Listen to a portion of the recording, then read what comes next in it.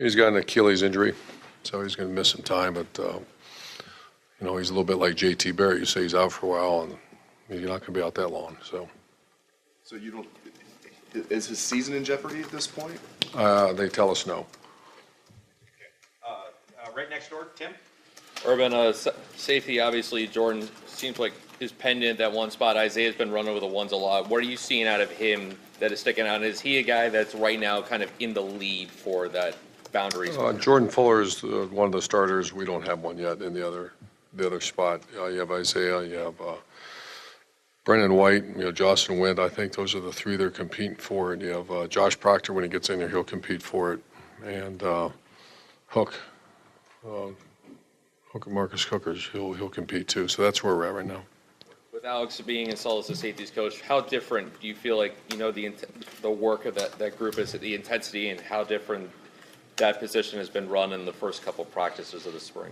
Zero difference. It's Coach Young's all over it, and the good thing is Coach Grinch is very much the same kind of coach, same kind of expectation level out of him as Coach Yano. Third row right, Nick. Dallas Gant was rotating with the twos a little bit. How ready is he going to be to contribute this year? He's probably going to play. He showed enough what scale, and I'm going to get him ready to compete in special teams because he's one of those very mature players to come right in, and he's not where he needs to be, but didn't have to be. He just needs to give us everything he's got, and he's been doing that. Very smart player too. I want to ask about Justin Hilliard too. He's had some bad injury luck when he's been here, but do you see him maybe having an elevated role? Sure. Yeah, he's one of our best special teams player. Was a year ago. A very accountable guy. Having a good spring so far. I'm a Justin Hilliard fan. I hope he continues to grow as a defensive player. Fourth row middle, Pat. Urban, the H-back, looking back last year, didn't carry the ball nearly as much as we've seen with Braxton and with Curtis. Is that a role that changes depending on who's in there and what the offense kind of requires from it? Yeah, of course. You'd like to have – Paris probably could. We didn't maybe give him enough carries because he certainly can run the ball. But, the H-back, you'd like to have him a little more carries than he had. Do you see that being a bigger part of the offense this year? I do. I know you've got two running backs that you've got to get carries too. Yeah, there's two running backs and two very good running backs, and Antonio's doing a nice job as well. But H-back, KJ's not practicing because of his shoulder. He'll be fine by the time summer rolls around. Paris is a known weapon. DeMario's having a pretty good spring too. Second row left, Ari. Urban, I know it's not the same situation at all, but a few years removed from the 2015 quarterback battle, how do you feel you guys did as a staff in that battle? And did you learn or take anything from that battle and how you approach this year? 2015? Yeah, the JT Cardale battle. Oh.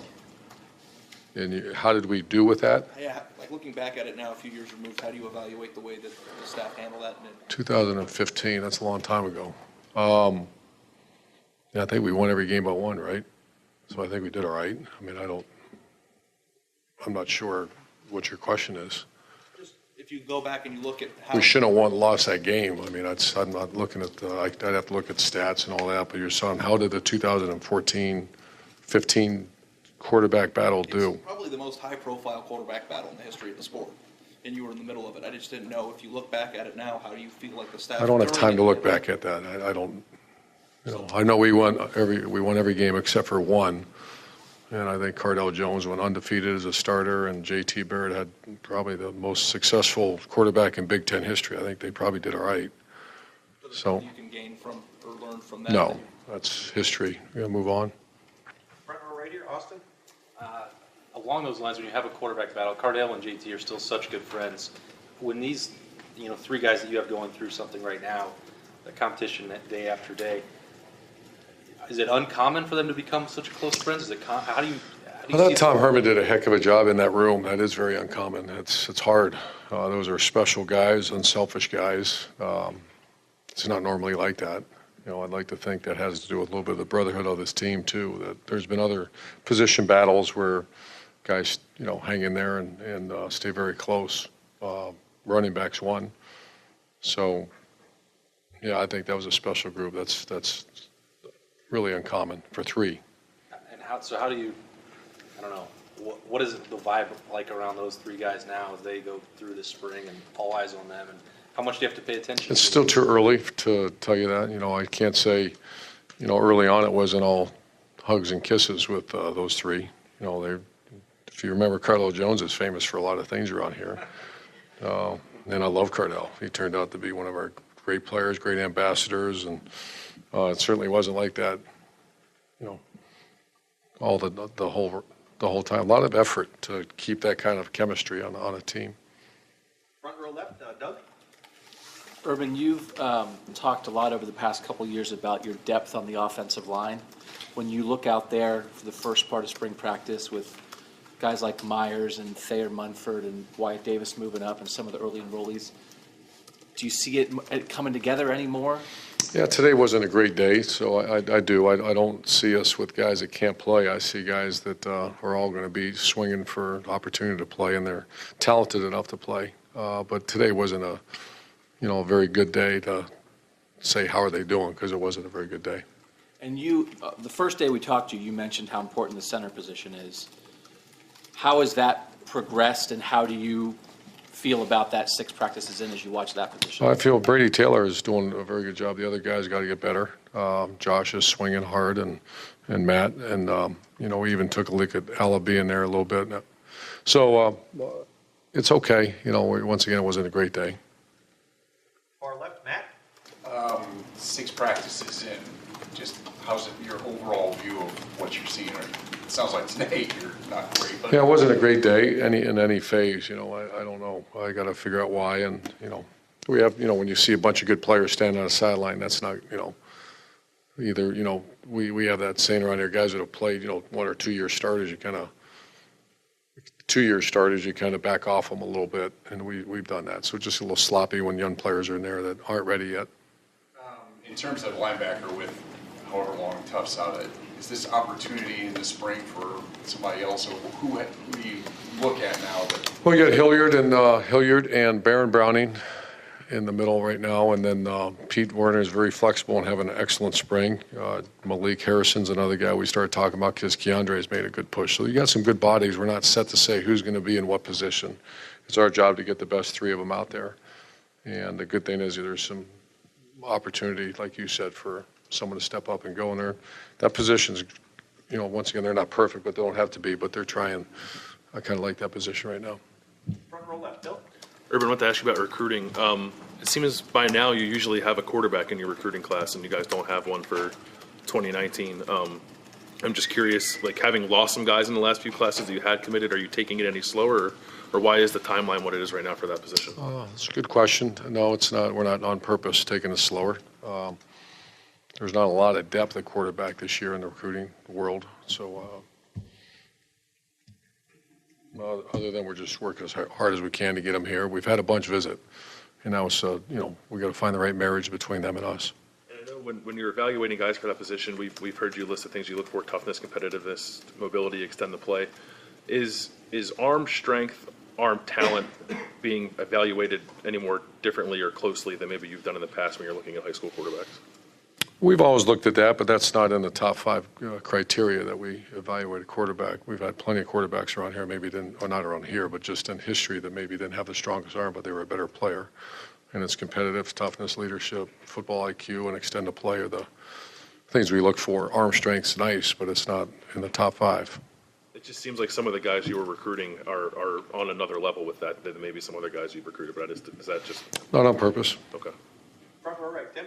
Yeah, Urban, Justin Hilliard, for example, have you seen a little bit of a light come on with him too, from the standpoint of actually playing linebacker? Yeah, he's been, he's had someone mention it. He's had some tough injuries, like tough. The bicep tears and 2 of them, but I can't ask for anything more. He's one of my favorite guys because he just goes as hard as he can. And like I told you, I'm a fan, and I push that a little bit. He's a guy that's made some mistakes on defense when he's in there, and he's just fighting through that. So the light's coming on, and he's doing pretty good. And Burton Browning, what did you see out of him last year, and what are you seeing in him in the spring? He's as talented as a linebacker has ever walked through these doors. He's a big freak that can do it all. A great young man.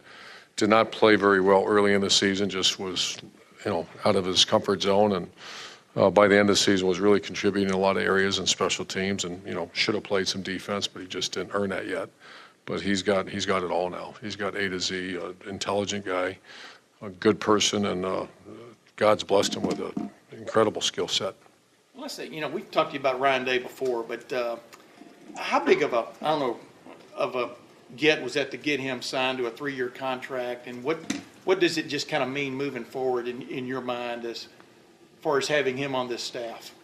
Excellent coach, one of the better ones I've had. He's we can't get into that rotating door. I've always asked for at least 2 years, and then we'll have conversation. So, I'd expected him to stay. That's what he told me he would do.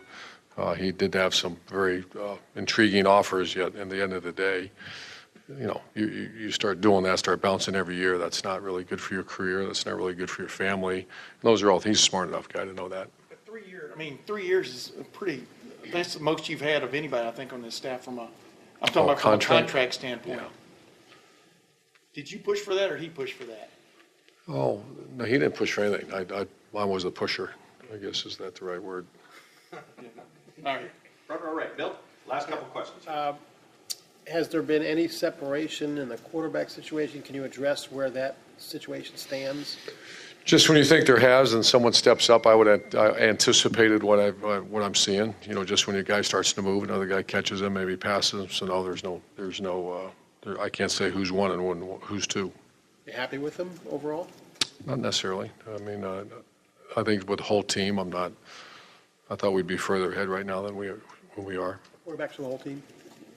Quarterbacks and the whole team, Okay. yes. And one question about Kevin Wilson. With Ryan's ascension in title and salary, there's a question, okay, where does Kevin Wilson fit? What is his role? Is it the same role? Is it a different role? How would you address that? Same role.